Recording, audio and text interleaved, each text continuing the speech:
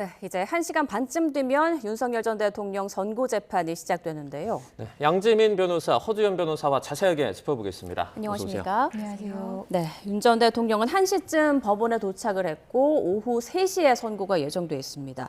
자, 그렇다면 오늘 선고 언제쯤 끝날까요? 일반적으로 사실 이 피고인이 8명 정도 되는 재판의 경우에는 선고 자체도 길게 소요될 수밖에 없다라고 생각이 됩니다.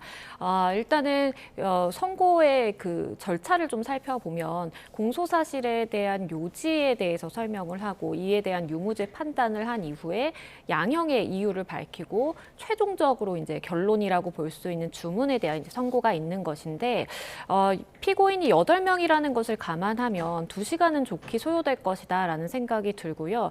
다만 이 지기현 재판부에서 재판장의 이제 판단에 따라서 재판의 요지를 따로 준비를 해와서 판결문 전체를 이제 낭독을 하는 것은 시간이 너무 과하게 소요되다 보니까 판결의 요지에 대해 설명을 할 수가 있는데요. 그럼에도 불구하고 요지만을 짚는 그 절차만으로도 굉장히 장시간 소요될 것으로 보이기 때문에 1시간 반은 최소한 소요될 것으로 보여지고 2시간은 좋게 넉넉하게 소요되겠다는 생각이 듭니다. 네, 오늘 선고가 이제 사건이 재판에 넘겨진 지 389일 만입니다. 1년을 훌쩍 넘겼는데요. 이게 일반 재판과는 단순 비교는 할 수 없겠지만 이 사건의 어떤 규모를 좀 고려를 했을 때 적당하다고 보십니까? 좀 그래도 좀 느렸다 이렇게 보세요. 재판부 입장에서는 굉장히 최선을 다한 재판 진행이었다라고 개인적으로 평가를 하고 싶습니다. 물론 특검법에 따라서 내란 관련 사건은 6개월 안에 선고까지 마무리하는 것이 원칙이긴 합니다만 지금 이 사건은 사실상 12.3 비상계엄 사태가 내란이었는지 여부와 우두머리를 처벌할 수 있는 사실상의 본류 사건에 해당하는 그런 재판입니다. 거기다가 피고인이 8명이나 되죠. 그리고 이 과정 중에서도 여러 가지 우여곡절이 있었는데요.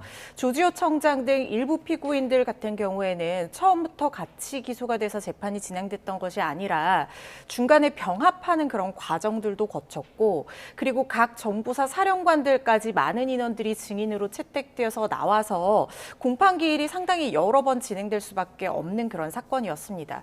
그리고 중간에 지난달 초였죠. 최종적으로 공소장을 한번 변경할 정도로 사실상 선고기일이 임박해서 결심 공판이 임박해서 공소장 변경이 이루어질 정도로 수사가 비화폰 내역이라든가 노상원 전 사령관의 수첩 같은 것들이 중간에 확보된 그런 부분도 있었거든요. 이런 것들을 감안한다고 하면 재판부로서는 그래도 최대한 절차 진행에 늘어짐이 없이 진행하려고 노력을 했고 실질적으로 그런 부분이 어느 정도 이루어진 재판이다 이렇게 보셔도 될 것 같습니다. 네, 이제 잠시 뒤에 그 결과를 알 수 있을 텐데 윤석열 전 대통령 측은 어제 오늘 재판에 출석할 것이다 이렇게 공지를 띄웠습니다. 윤 전 대통령 지금도 무죄를 확신하고 있을까요? 그럴 가능성이 높아 보입니다. 그러니까 윤 전 대통령이 오늘 출석을 하지 않게 되면 어떻게 될 것인가 이 부분에 대해서도 이제 관심이 집중됐는데 이미 지금 중앙지방법원에 이제 구치감에서 대기를 하고 있는 것으로 지금 판단이 되고 있는 상황이고요. 윤 전 대통령의 경우에는 탄핵 심판 때도 그렇고 본인이 이 형사재판을 받는 내내 이 비상계엄에 대한 정당성이라든지 당위성에 대해서 계속해서 강조하는 그러한 이제 발언을 했습니다.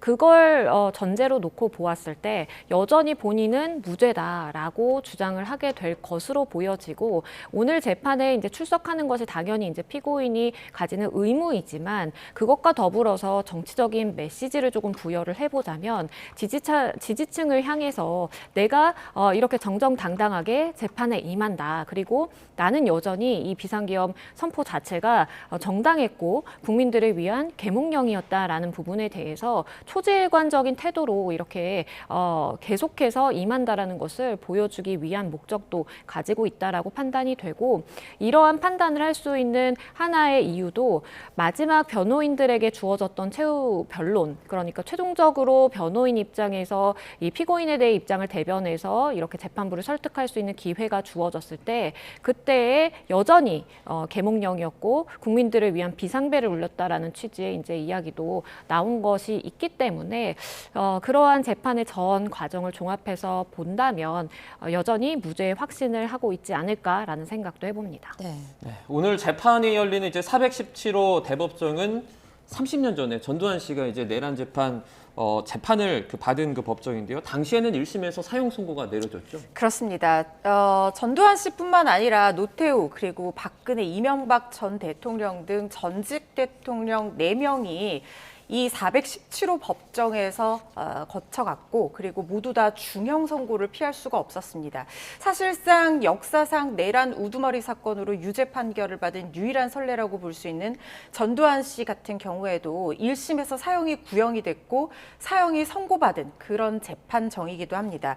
이 법정이 선택된 이유는 중앙지법에서 여기가 가장 규모가 큰 법정이라고 볼 수 있습니다. 네. 150석 규모의 방청석이 있고요. 그리고 법대 길이만 10m에 달하는 등 굉장히 대규모의 대법정에 속하고 특히 오늘 같은 경우에는 국민적인 관심사가 쏠려 있는 데다가 방청석에도 많은 국민들이 함께 자리를 할 것이라는 예상이 되고 있기 때문에 이렇게 규모가 큰 법정을 선택할 수밖에 없었을 거라는 생각이 듭니다. 박근혜 전 대통령 같은 경우에도 국정농단 사건으로 24년의 중형을 선고받았던 법정이기도 하고요. 이명박 전 대통령도 다스 자금 횡령 등의 혐의로 15년의 중형을 선고받았던 법정입니다.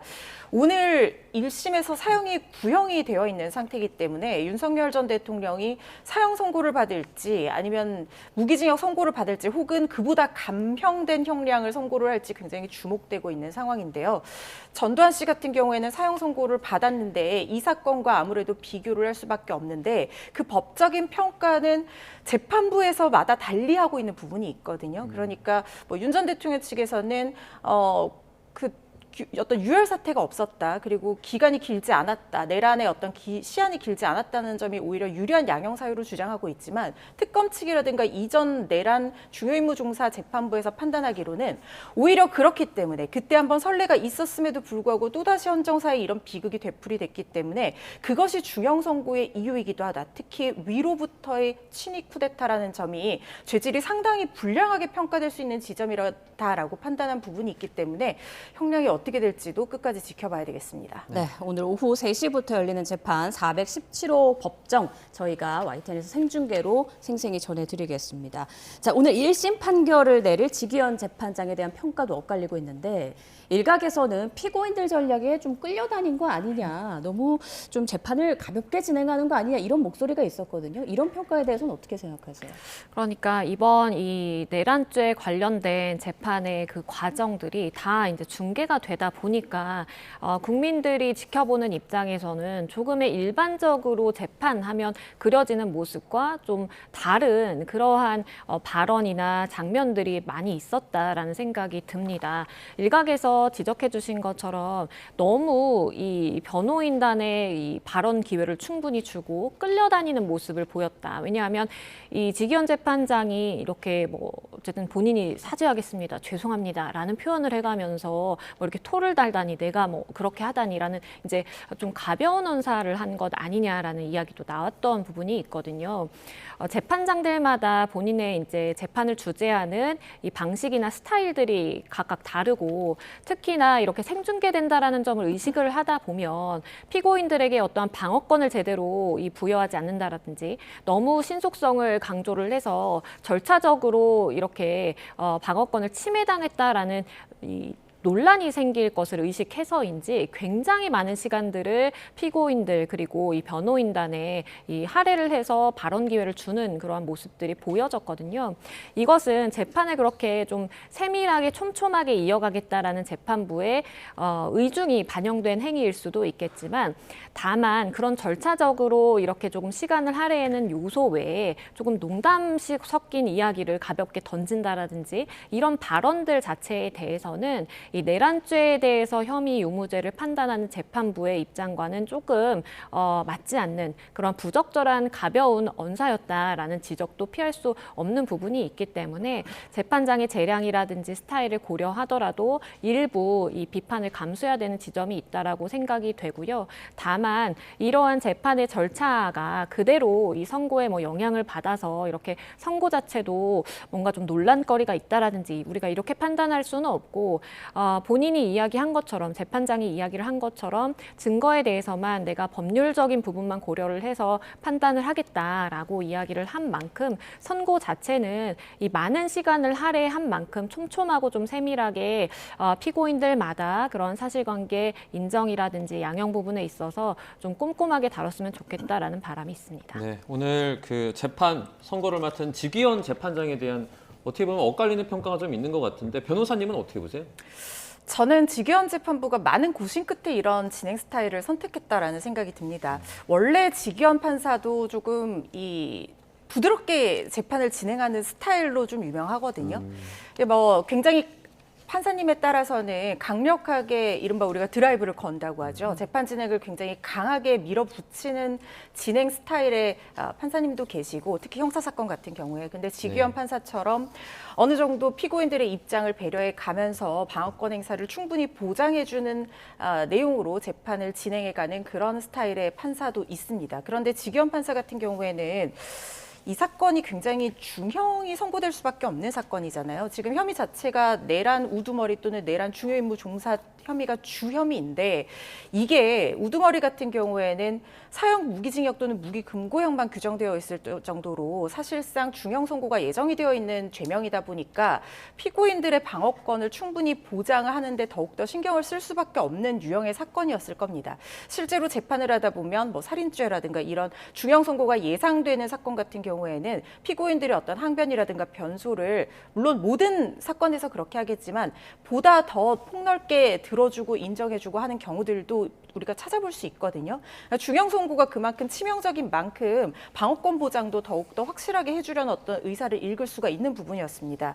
거기다가 지금 지기현 판사 같은 경우에는 구속 취소 결정에서도 공수처가 수사권이 있는지에 대해서 법도 판례도 없기 때문에 좀 신중하게 판단해야 된다는 유보적인 입장을 취할 만큼 이 내란 관련 사건에 대해서 국민적인 관심이라든가 그 중요도를 상당히 신중하게 고려하는 모습을 보였거든요.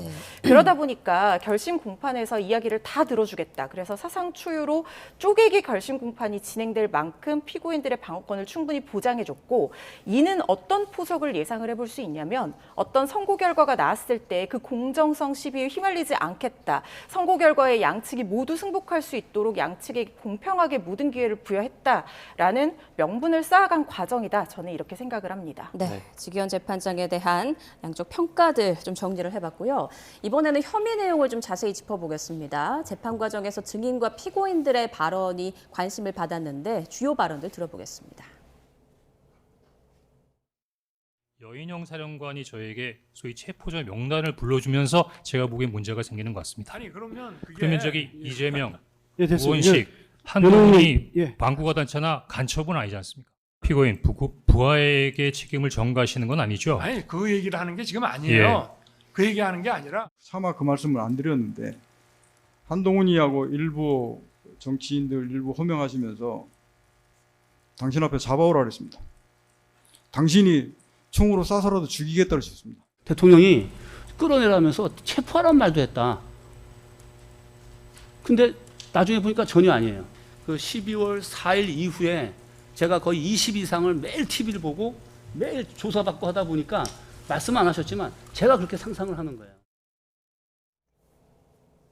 네, 국회 안에 인원들을 끄집어내라는 지시, 이 부분에 대해서 다른 증언들이 나오기도 했는데 오늘 재판에서 이 부분에 대한 판단도 반드시 나오겠죠? 그렇습니다. 핵심 중에 핵심이라고 볼 수도 있겠습니다. 왜냐하면 우리가 지금 내란죄, 그러니까 국헌문란을 목적으로 폭동을 일으켰는지에 대한 행위 판단을 하고 있는 것인데 만약에 국회에 어떠한 체포조 가동을 위해서 이러한 명시적인 지시를 했다라는 것이 사실관계로서 인정이 된다라고 한다면 이것이야말로 이 국회의 사실상의 기능을 무력화하기 위한 행위로 평가를 받을 수가 있겠고 그렇다면 국헌문란의 목적이라는 구성 요건이 충족이 되게 되는 것이거든요. 그렇기 때문에 여러 증인들이 나와서 나는 이렇게 이야기를 들었다. 누구를 잡아오라는 이야기를 들었다. 지시사항에 대해서 많은 증언들이 있었는데 물론 일부 배치되는 그러한 증언들이 존재하기는 합니다. 그래서 결국에는 이러한 증언들과 이 전후 사정을 다 이제 듣고 증거로서 현출된 부분에 대해서 전제로서 판단을 지기현 재판부가 어떻게 내릴 것인지 이 부분에 대해서 이제 관심이 집중되는 것이고요.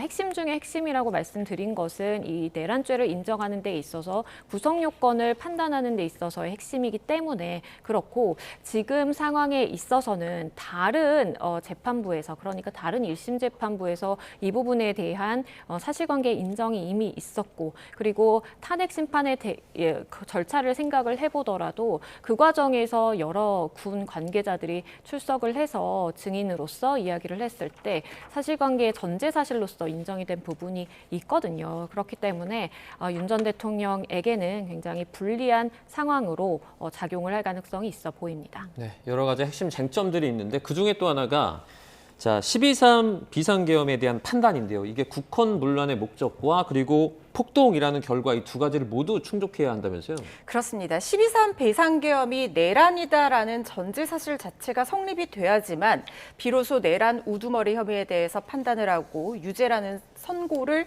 내릴 수가 있게 될 겁니다.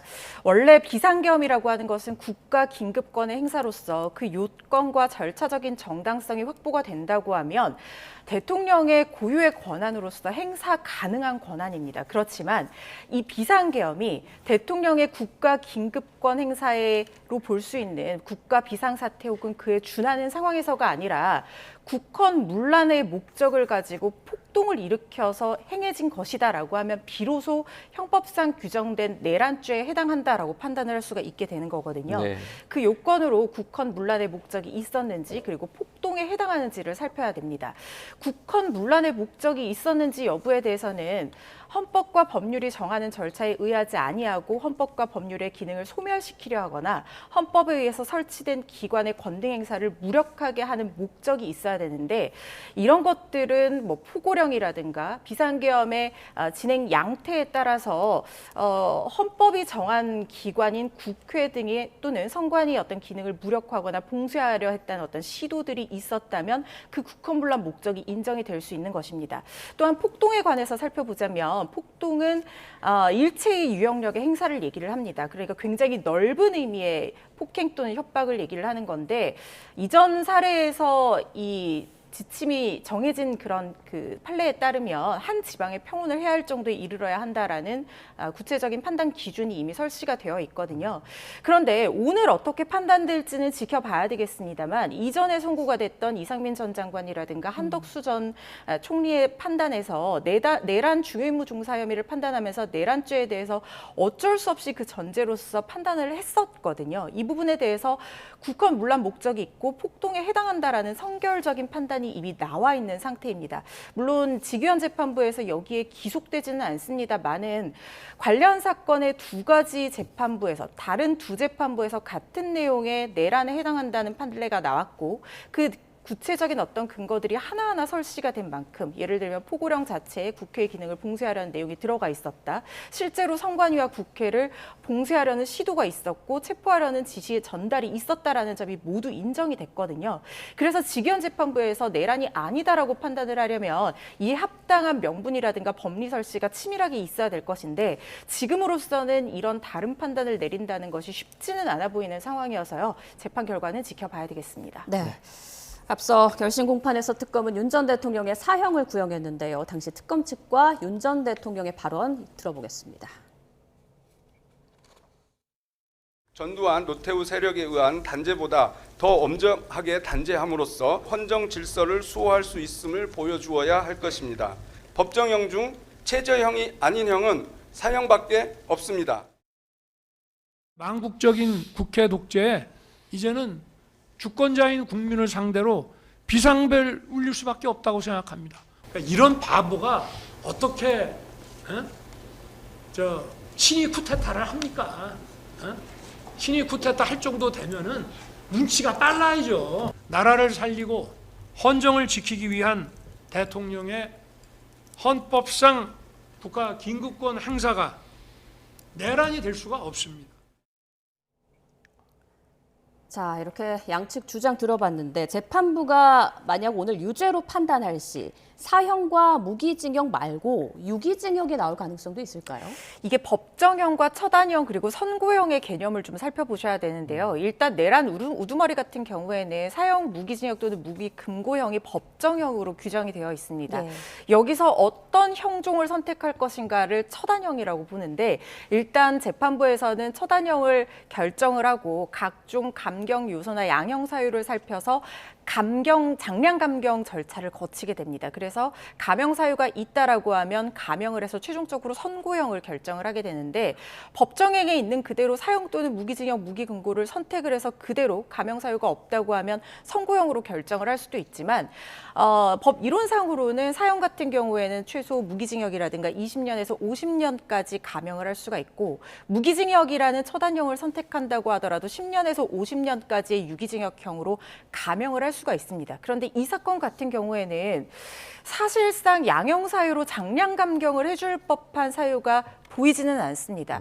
특히 지금 내란죄 같은 경우에는 전 국민을 피해자로 하는 중대한 범죄이기 때문에 피고인의 진정하고 통절한 반성만이 감형의 출발점이 될 수 있을 것인데 윤석열 전 대통령을 비롯한 다른 피고인들도 주지호 청장 같은 경우에는 어느 정도 협조하는 모습을 보이긴 했습니다만 본인이 그때 당시에는 그 지시의 불법성을 이해하지 못했다 내지는 국헌문란의 목적이 없었다라는 등으로 혐의를 부인하고 있는 상태입니다. 그러다 보니까 반성한다는 요소를 판단하기도 힘들고 이전 사건에서 초범 여부가 감형의 판단이 되기도 했었습니다만 그것은 체포 방해 사건이었고요. 이 내란 사건 같은 경우에는 사실상 이 내란이 여러 번 시행될 거라는 것이 당연히 상정하기가 어려운 상황 아닙니까? 네. 그러다 보니까 초범이라는 것도 감경 사유로 판단하기는 다소간 좀 무리가 있어 보이거든요. 그러다 보니까 장량 감경을 할 수 있을지 그리고 그 감형 사유를 어떤 곳으로 설치를 할지 굉장히 주목이 되는데 제 개인적인 판단으로서는 감형 사유를 뚜렷하게 찾아보기는 좀 어려워 보이는 상태입니다. 네, 알겠습니다. 잠시 뒤에 선고 결과 오후 3시 이후에 나올 예정인데요. 저희가 YTN 생중계로 전해드리겠습니다. 양지민 변호사, 허주연 변호사와 함께했습니다. 두 분 고맙습니다. 고맙습니다.